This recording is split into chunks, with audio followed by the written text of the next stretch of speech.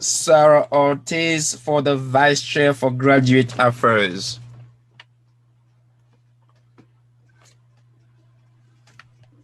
Hi, everyone. I hope you and your families are well. It's a really sad and scary time in our nation. So I really just want to say thank you so much for you all for being here and also for your advocacy of our fellow students.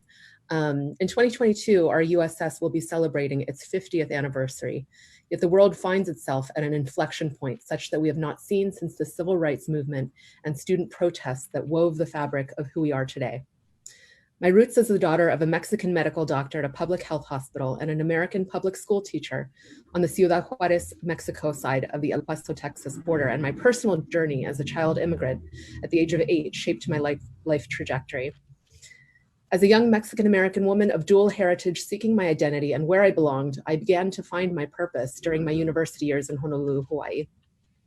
At this cultural crossroads, I discovered my passion as an activist and advocate for human rights and social justice through coordinating student leadership delegations' participation in action projects in World Youth Congresses from Rio de Janeiro, Brazil to Istanbul, Turkey, and extended travel across the world in between. I'm grateful to continue my academic journey at the CUNY Graduate Center. I'm in my second year of the International Migration Studies MA program, where I serve as a student representative on our executive committee. I'm also thrilled to join the Doctoral and Graduate Students Council as the USS delegate on the Executive Steering Committee for the 2020-2021 academic year. My research interests in poverty and immigration, together with my empirical experience as a grassroots community organizer and activist and advocate for working class communities of color, most adversely affected and impacted by institutional and systemic racism, segregation, concentrated and chronic poverty and violence, hyper-surveillance in policing, and the prison industrial complex have all underscored the urgency of increased research and community engagement vis-a-vis public health in all facets of life in this epic of the COVID-19 pandemic.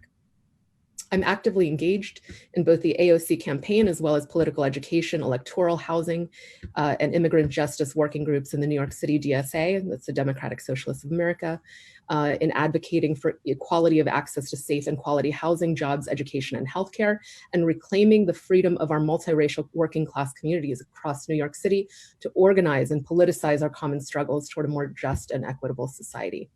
Since joining the USS family this summer, I've actively engaged with our student communities through various events and actions to include the March for CUNY this summer, the divestment from the police and reinvestment in our students and faculty in higher education, as well as the Students and Adjuncts Unite Defend CUNY rally in conjunction with the CUNY's YDSA.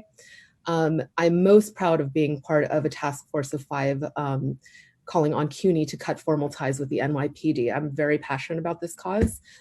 So this is something that I will champion moving forward, beginning with the GC and CUNY-wide. There is absolutely no place for the prison industrial complex on our CUNY campuses, including contracts with corporations using prison labor, such as CoreCraft, and I know USS has been a really big part of cutting those ties, so I'm really proud to be a part of this organization and part of that movement moving forward. So continuing to push for divestment from the NYPD, to reinvest in education for working class communities of color, highest priority.